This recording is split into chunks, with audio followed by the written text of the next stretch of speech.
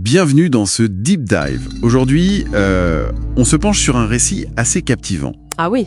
Une attaque nocturne en plein cœur du palais présidentiel de Ouagadougou. Ouais. La cible, le président Ibrahim Traoré. D'accord. Notre source, c'est un compte-rendu vraiment très détaillé de cette nuit-là et de l'enquête qui a suivi. Ok. Notre mission, c'est d'extraire les points clés de ce récit. Un récit qui, j'imagine, soulève pas mal de questions sur la sécurité au sommet de l'État. Carrément. Alors, on y va.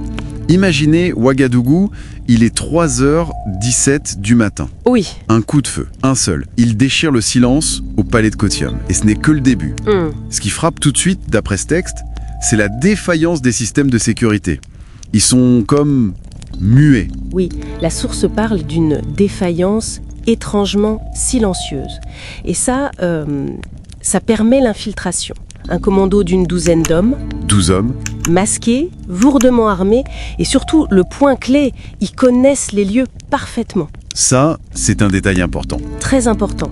Cette connaissance intime des lieux, la source insiste là-dessus, c'est suspect. Et pendant ce temps-là, le président Traoré, lui, il ne dort pas.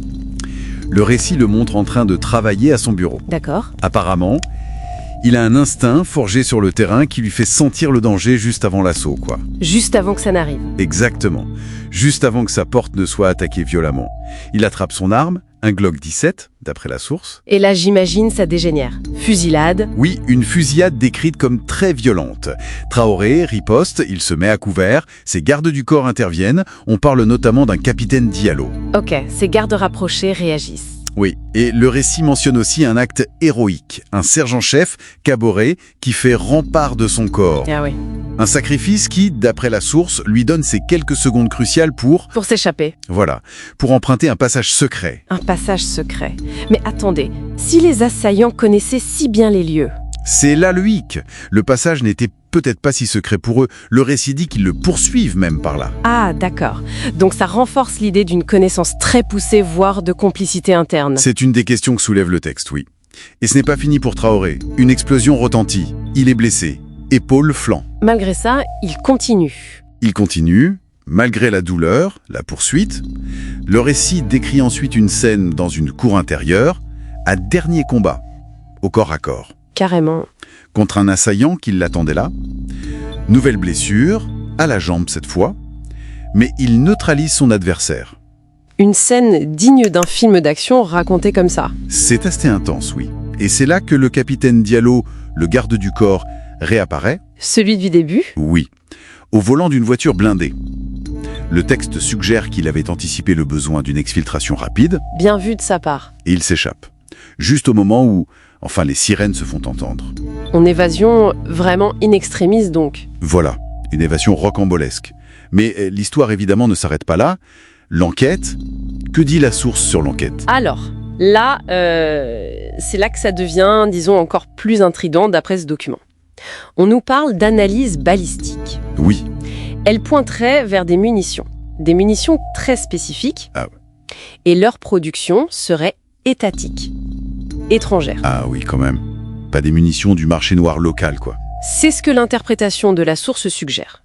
Quelque chose qui vient d'une production officielle ailleurs. Ça oriente déjà les soupçons décrits dans le texte, j'imagine. Exactement. Et ce n'est pas tout.